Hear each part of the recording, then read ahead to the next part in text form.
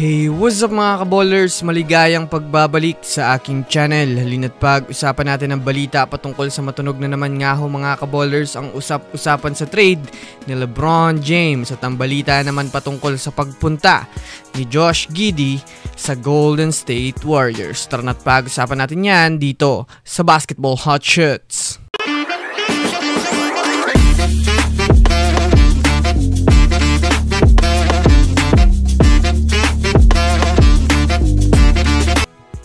Una nga muna tayong dumako mga kaballers sa balitang matunog na naman nga daw ang usap-usapan na aalis na si LeBron James sa Lakers.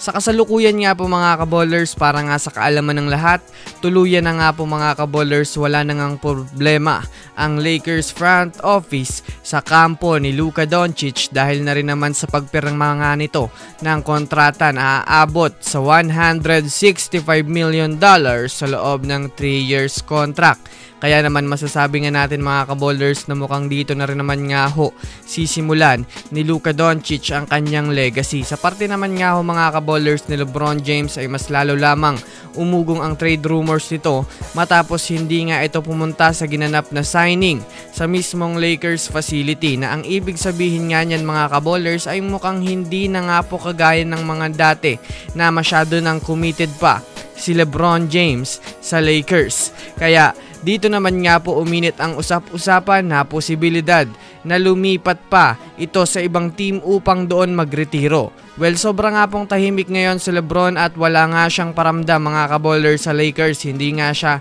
gaya ng dati na siya ang gumagawa ng paraan upang maging katakutan ang team ng Lakers sa bawat season. Samantala, pumunta naman tayo mga kaballers sa balita patungkol naman sa maaaring pagkuha na ng Warriors kay Josh Giddey. Well, para nga po mga kaballers sa kaalaman ng lahat, kasalukuyan pa nga pong restricted free agent ang Australian assassin na si Josh Giddey, na ang ibig sabihin nga niyan mga kaballers ay available na nga itong si Josh Giddey kung gusto siyang kunin ng ibang mga team.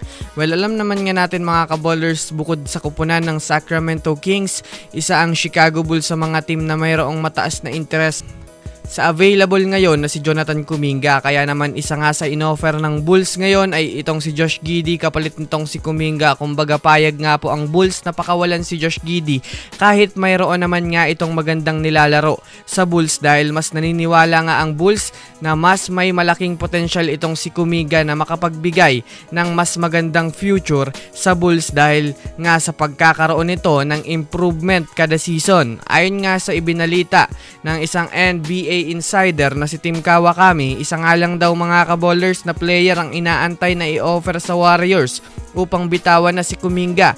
Yan ay ang star caliber material.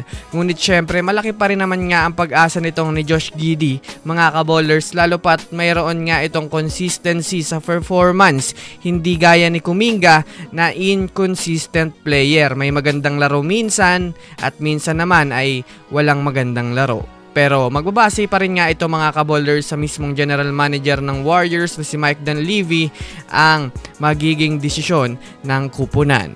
So yun lamang mga kaballers, yan lang naman ang pag-uusapan natin ngayon. Pindutin ang subscribe and hit nyo na rin ang notification bell para sa mga susunod na updates sa mundo ng basketball. Again, this is Basketball Hot Shots. Thanks for watching.